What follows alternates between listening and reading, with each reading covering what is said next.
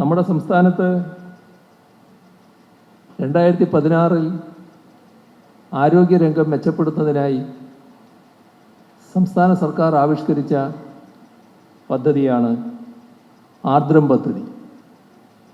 അതിൻ്റെ ഭാഗമായി സംസ്ഥാനത്തെ എല്ലാ ആശുപത്രികളും, പ്രൈമറി ഹെൽത്ത് സെൻ്റർ മുതൽ മെഡിക്കൽ കോളേജ് ആശുപത്രികൾ വരെ വലിയ തോതിൽ വികസിപ്പിക്കപ്പെട്ടു എന്നതാണ് കാണാൻ നമുക്ക് കഴിയും. പ്രൈമറി ഹെൽത്ത് സെൻ്ററുകൾ കുടുംബാരോഗ്യ കേന്ദ്രങ്ങളായി മാറി. താലൂക്ക് ആശുപത്രി മുതൽ മെഡിക്കൽ കോളേജ് ആശുപത്രി വരെ വിവിധ തരത്തിലുള്ള സൂപ്പർ സ്പെഷ്യാലിറ്റി സൗകര്യങ്ങൾ ഒരുക്കുന്ന സ്ഥിതിയുണ്ടായി.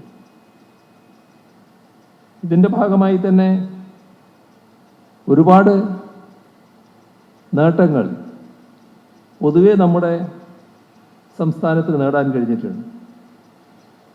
രോഗപ്രതിരോധ കുത്തിവയ്പ്പ്, ആശുപത്രികളിൽ വെച്ചുള്ള പ്രസവം, ജനനസമയത്തെ സ്ത്രീ പുരുഷ അനുപാതം, കുറഞ്ഞ ശിശുമരണ നിരക്ക്, ഇവയിലെല്ലാം ലോകോത്തര നിലവാരം തന്നെ നമുക്ക് നേടിയെടുക്കാൻ കഴിഞ്ഞിട്ടുണ്ട്.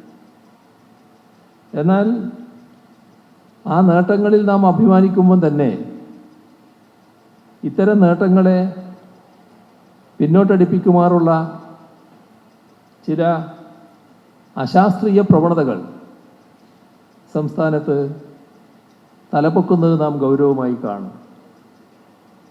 അടുത്ത ദിവസം മാധ്യമങ്ങളിൽ വന്ന വാർത്ത എല്ലാവരെയും വേദനിപ്പിക്കുന്ന കാര്യമാണ്. അതൊക്കെ ഈ തരത്തിലുള്ള അശാസ്ത്രീയ ചിന്തകളുടെ ഭാഗമായി സംഭവിച്ചതുമാണ്.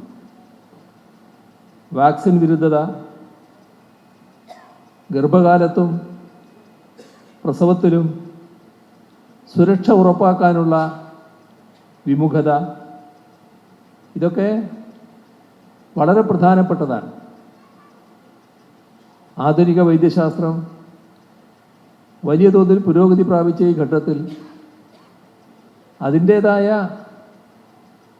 സാങ്കേതിക മികവ് സ്വീകരിക്കുന്നതിന് വിമുഖത കാണിക്കുന്നത് ജീവൻ കൊടുക്കുന്നതിനിടയാക്കുന്നു എന്നുള്ളതാണ് അടുത്ത ദിവസത്തെ വാർത്തയിൽ നാം കണ്ടത്. അപ്പോൾ ഇത്തരം കാര്യങ്ങൾ പ്രചരിപ്പിക്കുന്നവരുണ്ട്. ഏത്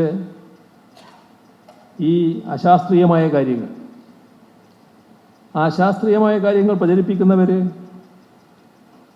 സമൂഹത്തിന് വലിയ ദ്രോഹമാണ് വരുത്തി വെക്കുന്നത്. സമൂഹത്തോട് ദ്രോഹം ചെയ്യുന്നവരെയാണ് സാമൂഹ്യദ്രോഹികൾ എന്ന് നാം സാധാരണ പറയാറുള്ളത്. ആ സാമൂഹ്യദ്രോഹികളുടെ പട്ടികയിലാണ് അവരെയും കാണേണ്ടത്. ഇത്തരം അശാസ്ത്രീയ പ്രചരണങ്ങൾക്കും അതുപോലുള്ള ഇന്നത്തെ ശാസ്ത്ര മികവിനെതിരെ നിലപാട് സ്വീകരിക്കുന്നവർക്കുമെതിരെ ഒറ്റക്കെട്ടായി നിൽക്കാൻ നമുക്ക് കഴിയേണ്ടതാണ്. നേരത്തെ ഞാൻ പറഞ്ഞ രീതിയിൽ പ്രൈമറി ഹെൽത്ത് സെൻ്റർ 886 എണ്ണം കുടുംബാരോഗ്യ കേന്ദ്രങ്ങളാക്കി മാറ്റാനാണ് ഉദ്ദേശിച്ചത്. അതിൽ 674 എണ്ണം ഇതിനോടകം കുടുംബാരോഗ്യ കേന്ദ്രങ്ങളായി മാറിയിട്ടുണ്ട്. എല്ലാ ജില്ലാ ആശുപത്രികളിലും cath lab, intensive coronary care unit ആരംഭിക്കാൻ നമുക്ക് കഴിഞ്ഞു. താലൂക്ക് ആശുപത്രികളിൽ 44 അധിക ഡയാലിസിസ് യൂണിറ്റുകളാണ് ലഭ്യമാക്കിയത്. 83 താലൂക്ക് ആശുപത്രികളിൽ ഡയാലിസിസ് കേന്ദ്രങ്ങൾ സജ്ജമാക്കാനും കഴിഞ്ഞിട്ടുണ്ട്. ജീവിതശൈലി രോഗങ്ങളെ ചെറുക്കുക എന്ന ലക്ഷ്യത്തോടെ പ്രത്യേക ക്യാമ്പയിനുകൾ നാം നടപ്പാക്കി വരികയാണ്. ക്യാൻസർ ചികിത്സക്കായി 5 മെഡിക്കൽ കോളേജുകളിൽ ക്യാൻസർ സെൻ്ററുകൾ ഒരുക്കി, 105 തസ്തികകൾ സൃഷ്ടിച്ചു, കുട്ടികളിലെ ഹൃദ്രോഗങ്ങൾ കണ്ടെത്തി ചികിത്സിക്കുന്നതിന് ഹൃദ്യം പദ്ധതി ആരംഭിച്ചു. കാണേണ്ടത് 1300-ലധികം ശസ്ത്രക്രിയകളാണ് ഇതിലൂടെ നടത്തിയത്.